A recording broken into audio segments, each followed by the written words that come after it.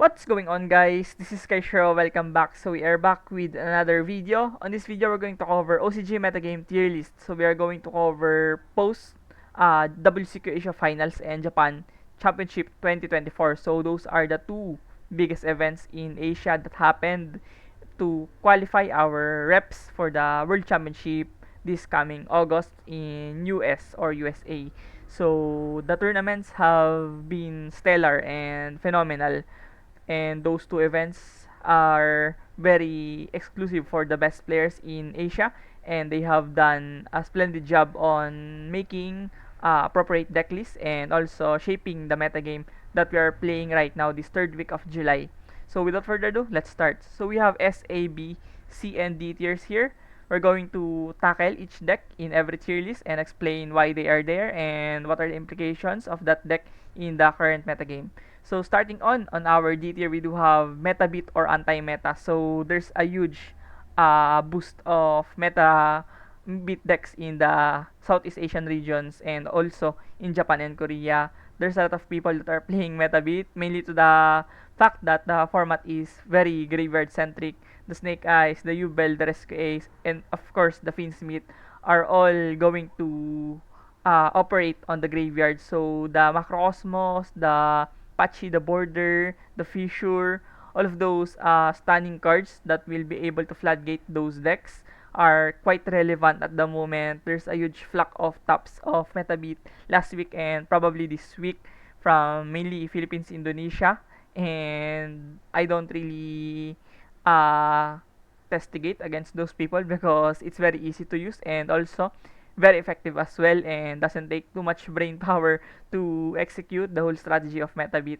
So it's a tier D or tier 4 worthy kind of meta deck right now. Metabit on the ironical side of things. So moving on, we do have Ignister. So this is with a Matmech engine. It plays the circular package, and this deck have been performing really well on local events in Japan and Korea and also Taiwan. So the Ignister with Matmech is similar towards the Cyber's good stuff before, and this is like the modern code talker, and Cyber's Matmech is quite uh, downgrade of the meta deck of Matmech before, but now they can still consistently make a board and also OTK faster with the access code talker and update jammer splash mage shenanigans. It's very easy to execute an OTK, and also it can also make a desirable board on turn 1. So it's a very versatile deck and kinda cheap as well, no? Considering that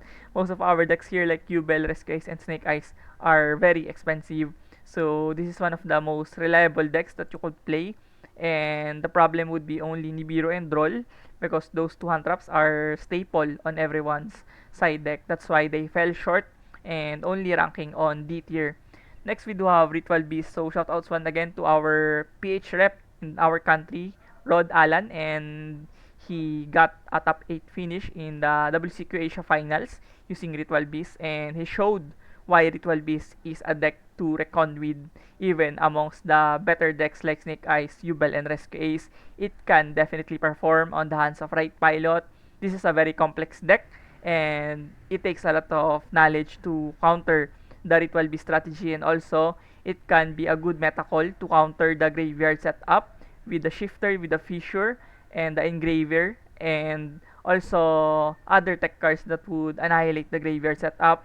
Ritual Beast is one of those decks. It is like a modern Dragon Link with a Fluandry's type of stunning effect on the meta decks. So it's a very reliable deck and very explosive as well, considering that you could end on the Raratory and IP and also Baguska. So it can definitely make a terrifying board.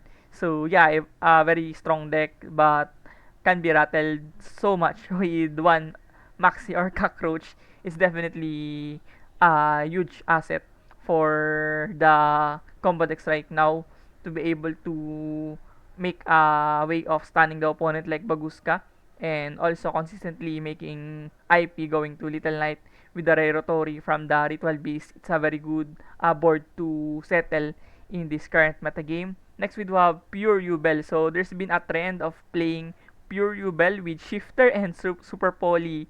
Imagine that they are playing a card that can technically stop the play of Yubel, Shifter, and also Super Poly. And they have resorted back towards a pure Yubel type of deck because it offers more room for hand traps and tech cards to counter the metagame. You have rooms for Super Poly, which is very good against Tenpai Dragon and Yubel, and probably Voiceless Voice and Rescue Ace. So you have a very solid card, unresponsible card on your disposal, and also you could control the match with something like floodgates and summon limits, skill drain. All of those stuff can be accessible towards this pure Ubel because your main deck is spacious enough and can give you some leverage on dealing with the best decks available. But the problem would be you are playing a lesser version of Ubel, and it doesn't compare. The Ubel Finsmith is the best deck with no arguments in this current format. So you are playing a less consistent, less explosive Ubel, but on the flip side, you are more resilient and more you have more room for utility. And next we do have Tachyon. So the loss of Catapult Turtle didn't even matter, to be honest, against the Tachyon. They're still performing really well. Japan, Korean tournaments, Chinese tournaments, Taiwanese tournaments, all of those major regions does have a lot of Tachyon on their metagame. And Tachyon as a deck is very easy to navigate. You set up a good board going first, but ultimately you have a lot of tools to OTK easily. When going second, you do have the Numeron Dragon from the Glubion, and it's easy to navigate. The deck is quite combo-ish, and the combos can be varying, but the end goal would be the same. It is to set up board and also OTK faster in this Tachyon, and people are kinda disrespecting the Tachyon because they haven't really considered the threats of Tachyon with the Catapult Turtle Gun, but now they are realizing that this deck is still a threat to be reckoned in this tier D in our metagame tier list. Before we go towards the C tier, I'm going to announce two decks that can be marginally tier D in my own books. First would be Salamangreat, but Salamangreat doesn't have that much tops to back it up on my tier list on this week, so I didn't include them. And also, one deck is Whitewoods. The Whitewoods varies a lot. It could be Centurion Whitewoods, Eldritch Whitewoods, and also the Toy Box, the regular Whitewoods build. So I believe Whitewoods would be better post Rota because they would get Azamina to support the deck.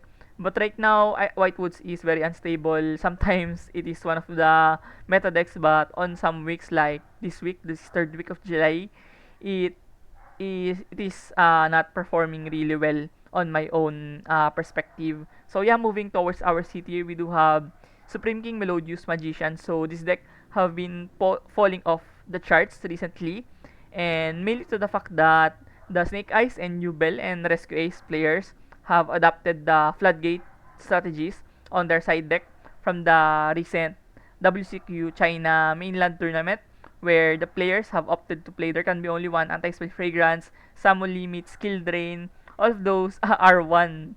Floodgates are existent on their side deck, and Pendulum Magician doesn't have inherent outs towards those back row, and one anti-spell could definitely shut down 95% of your deck. So it's really hard to play around those floodgates going to game 2 and 3. If you don't draw your Cosmic Cyclone, your Duster, your Heavy Storm, you are going to get punished heavily from those annoying as floodgates, and it will be irrelevant because those are the successful type of side deck from the previous major tournaments in China, and also on the WCQ Asia. We have seen the side deck of Wang Chaching, the former 2018 world champion and 2019 finalist, are also doing the same thing. He is playing There Can Be Only One, Skill Drain. All of those floodgates would be very beneficial to stop these other combo decks and people who don't respect the back row game in this current meta game. And next would be Centurion. So this is would be pure Centurion. Many people are asking me why pure Centurion and why not Centurion Whitewoods. But the answer will be very easy to say the least. I think Centurion as a pure deck has more room for hand trap and tech cards, and on top of that, they could play floodgates like Deck Lockdown, Fissure, Skill Drain, and other floodgates that are relevant like Power Sink Stone. So it has a very solid going first once they play the floodgate, and they are very versatile when they play Centurion with more hand traps into their main deck. They have space for Bestial, Diddy Crow, Ghost Bell, all of those hand traps that could suffocate the Ubel and Snake Eyes are very good onto this Centurion, and they're like the modern Sword Soul in a sense, and they're a weaker version of Voiceless Voice in my own perspective, but it makes them a really good deck to play a variety of floodgates and also plethora of hand traps. Next would be branded. So branded is branded since 2021. We cannot doubt the branded. We have been proven wrong all of the time. We have been proven wrong by the branded. They're still clinging on to their massive support that they have gotten from the Alba storyline. Imagine that 2 years, 2.5 years, yeah. From 2021 to 2023, they have gotten support after support after support in each major sets that we have gotten in the OCG region, and those supports have piled up and racked up to be very essential, no, towards their survival into this modern game. So even though they have lost a lot of copies already, Branded Fusion got into one and other relevant cards on their deck, but it didn't stop them. Branded can still be for performing really well, whether they would be played 40, 50, 60, it doesn't matter. Branded is here to adapt in this metagame, and it's the biggest asset of Branded. It has enough gas to navigate the boards of the meta decks, and also can do decent board, can break boards quite consistently, and also you could vary the deck list of Branded to cater your build towards the metagame, whether you would play board breaking Branded with Trust, Even Lead, Eclipse into the main deck, or you would play 40 with close narrowed hand traps, and also you could play Pure Gas with Tirlamen, Shadal, and other good stuff for the Branded 60. So it is a good deck to adapt into this current metagame, and a reliable one to some extent. And next would be Infernoid. So similar to Branded, they could be playing 40, 50, 60, doesn't matter.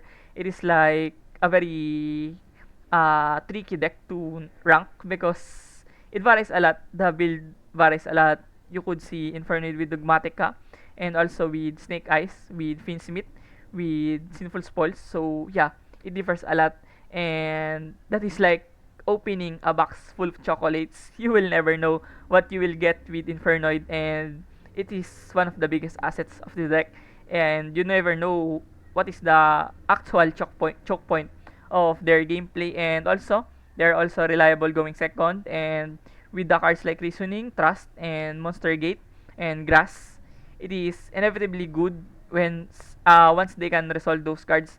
There's no deck that could stop them, to be honest. I haven't won a single game against Infernoid for a very long time now. I cannot remember when was the last time I have won against Infernoid. It is a ridiculously strong deck when they got ahead early into the game, and their grind game is also phenomenal. And moving on, we do have Labyrinth Finsmith as the last deck on our C tier. So Labyrinth with Finsmith, a very notable deck into this current meta game. They have been playing around with the new mathematical trap card. I forgot the name of that card, where you do need to do algebraic equations and mathematical formulations to resolve the trap card, and it's really insane. Labyrinth could pitch a lot of floodgates, trap cards, and even hand traps to surprise the opponent, and it's like an oddball that whether the pitcher would throw out you and it would be a curveball, low pitch, really insane type of toolbox for the Labyrinth trap lineup. So yeah, it deserves a C tier shout here. It could be low B tier, but the topping references of Labyrinth didn't really push them on B tier on my own preference. So I rank them as the top of the C tier. Next, going towards our B tier, we do have Unchained Finsmith. This could be higher when I counted the tops of Unchained Finsmith from Monday to Wednesday recently. But yeah, this deck is hot right now. It is one of the hottest decks that are performing really well in Philippines, in Singapore, and also Malaysia, and also Japan and Korea. There's a bunch of tops of Unchained Finsmith, and it is one of the better decks to play with Finsmith because they are Fiend monsters, of course. They have obvious synergy, and also the chemistry of those two are unparalleled as well, capitalizing on Yama and all of those Unchained, ridiculous floating effects monsters. All of those are very suited for the Finsmith engine, and the Finsmith only made them more explosive and resilient as a deck. So yeah, I really think that this is a really good deck to play, and most people are kinda unaware that Unchained Finsmith is really good right now. So you could definitely catch people off guard if you're playing Unchained Finsmith. Next would be Mementotlan. So another deck that is just here on B tier every time. Mementotlan would be on B tier, and I believe it is one of the biggest assets of the Mementotlan right now to be stabilized and really just compete in the middle of the pack.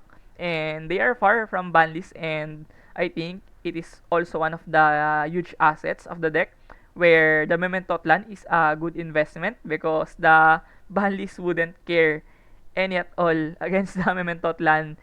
They would see 10 by Dragon, Snake Eyes, Voiceless Voice, Fire King before even considering hitting the Mementotlan. So yeah, if you are trying to pick up a deck going towards this July format, heading towards the Rota format, I think Mementotlan is the better deck that you could invest to dodge banlist and also to have a more budget deck in comparison towards these ridiculous Yubel and Snake Eyes decks. So yeah, moving on towards the middle of the pack, we do have Chimera Finsmith. So similar to Unchained Finsmith, there's a bunch of tops of Chimera Finsmith, especially in the Philippines and also Indonesia.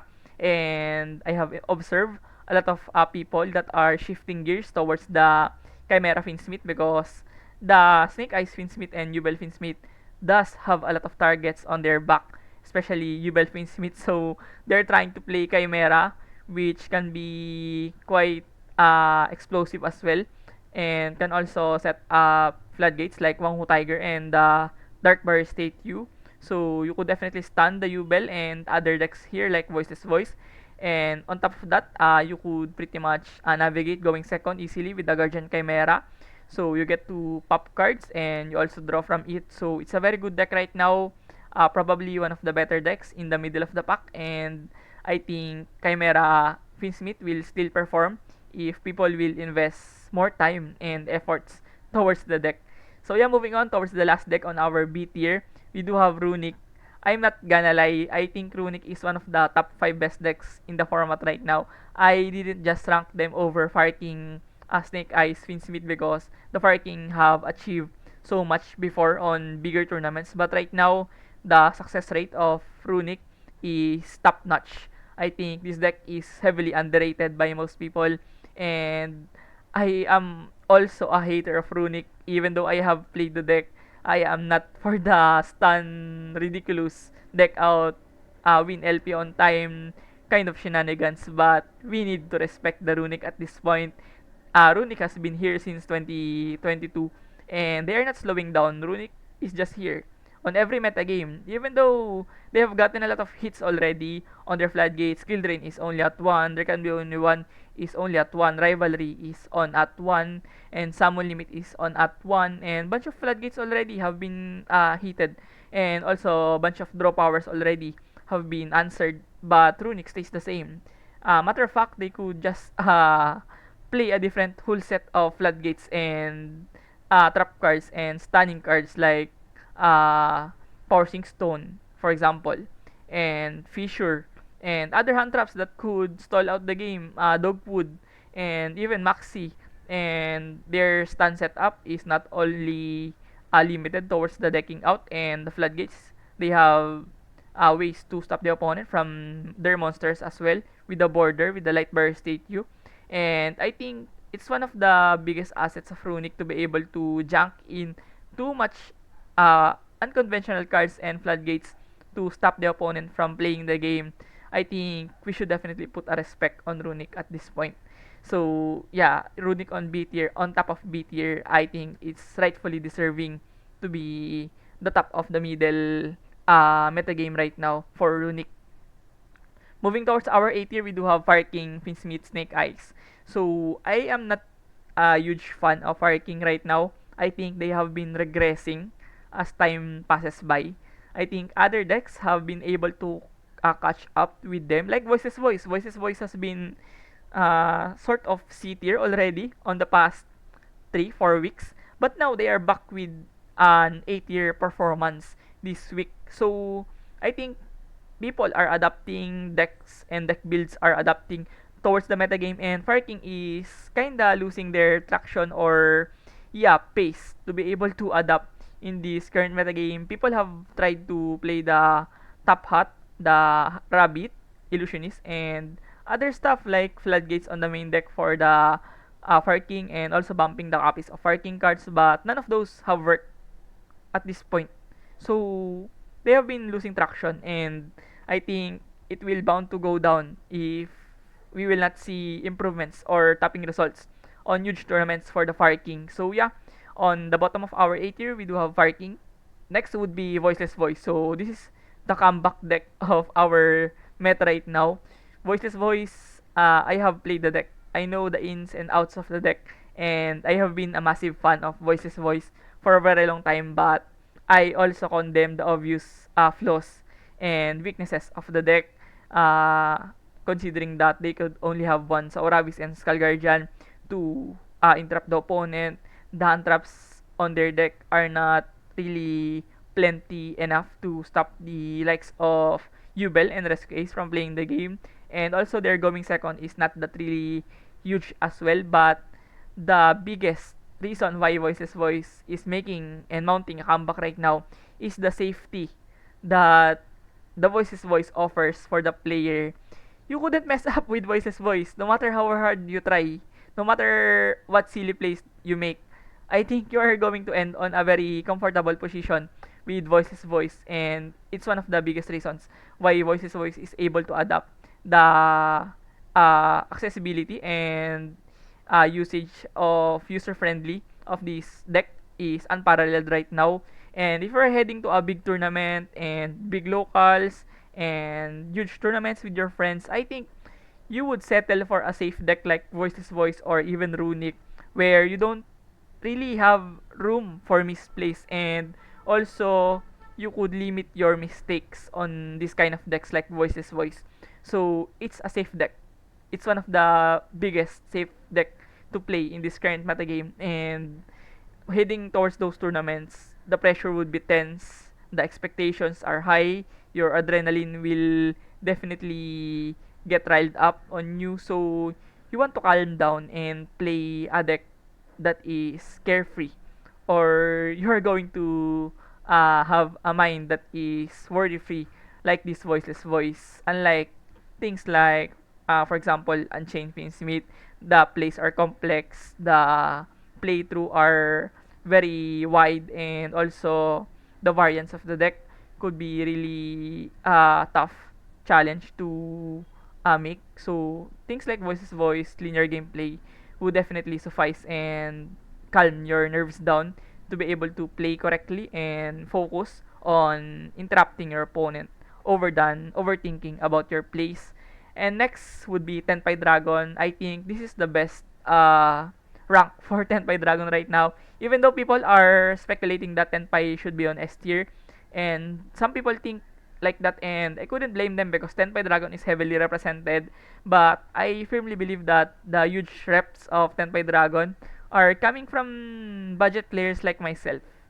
I think it's probably the cheapest deck in this whole tier list, and it's one of the top meta decks to play. So I wouldn't blame them. I myself plays Tenpai Dragon because it is the most budget and user friendly and also competent deck to play. If you are limited to your budget and also you are trying to chase out wins by going second, I think Tenpai is the best deck for you.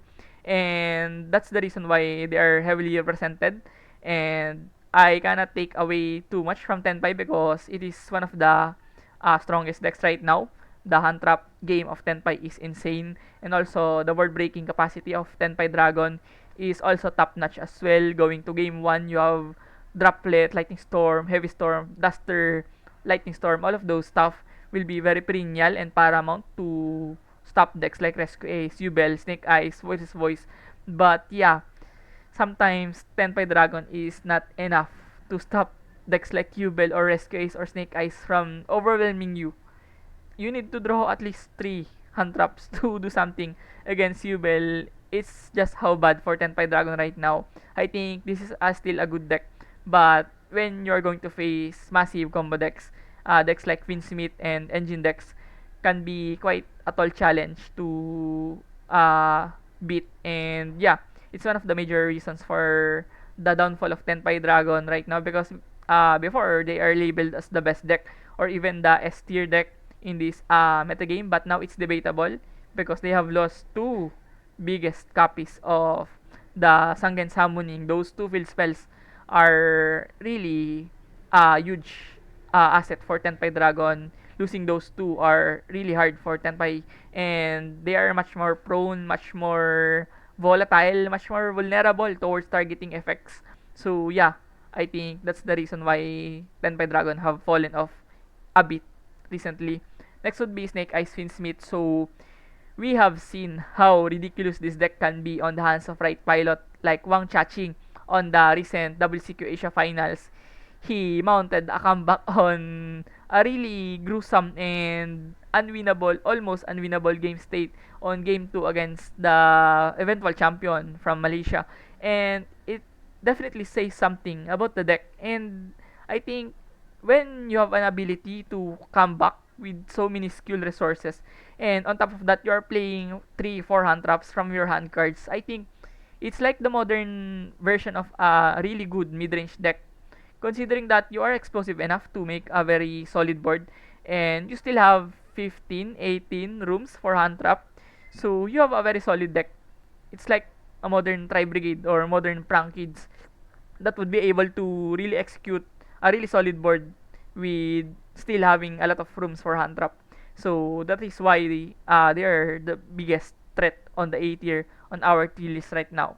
Next would be Rescue Ace Finsmith, the second most rep deck from Japanese championship and also the WCQ Asia Finals. I think they are here to cement their place as the second best deck in this current metagame. Many people are really not convinced when we say that Rescue Ace is top notch because you don't really see that on local levels. I think the Rescue Ace Finsmith is not that heavily represented enough on small local tournaments and community tournaments, but on biggest stages and huge tournaments, they begin to show up big time. And they have been perennial towards the success of most players in Japan and also on Asia because this deck offers a lot of resiliency from the moment that you have gotten your Rescue Ace cards, Sinful Spoils cards, and Finsmith. You're able to do something at the very least. Worst case scenario, you're going to end on Turbulence set 4 pass. And it's massive. Just last year, May 2023, Rescue Ace Pure is one of the biggest decks in the metagame. Imagine that. Just a year have gone past by in our OCG. And Rescue Ace is still kind of better than before, no? Even though they have lost Emergency and Airlifter, they still have Vinsmith and Snake Eyes to boost the deck. So it is still one of the biggest deck to play on large scale tournaments. But the problem could be really tit for tats on Newbell Finsmith because on Rescue Ace you are playing much bricks. Reason why people have ditched the second copy of Turbulence in replacement of something like Talent, no? Or yeah, Trust into the main deck. So yeah, the bricks from Rescue Ace are kinda holding the deck down against in comparison towards the Yubel of course. But yeah, matter of fact, Rescue Ace is still Rescue Ace. It has been proven by the biggest events already from the past year and also this year. So yeah, this deck is one of the strongest decks that you could be able to pilot in this current metagame. That's why they are on S tier on our tier list. the last deck would be very obvious. Of course, Yubel Finsmith, the most successful deck in our early July, and they have been really tanking those large scale tournaments, WCQ, Asia Finals, Japanese Championship, tons of WCQs have been performed already, and Yubel is one of the biggest threats on those tournaments. And there's no really questions about that. It is just how good Yubel is with Finsmith right now. And you have a lot of one card combos, and your plays are recyclable to the point that you could recycle everything from your graveyard, from the Phantom of Yubel back into your deck, Finsmith going back, and your resources are all available. And it seems like you have infinite grind game every time. So if you mess up your interruptions and you still have life points to play, you have always a chance to bring back the game on your tides. And I think Yubel is just the modern Phantom Knights adventure at this point. This is a very strong deck. Lots of floating effects, graveyard resources, and also establishing a very powerful board on their side. So yeah, they are arguably the best deck in this current metagame. So yeah, that sums up our OCG metagame report and tier list for the third week of July post WCQ Asia Finals and Japan Championship 2024.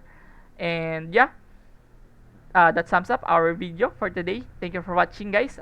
If you have time, you could definitely visit our page on Facebook on Crown Kings Local Metagame Report to drop a like or follow.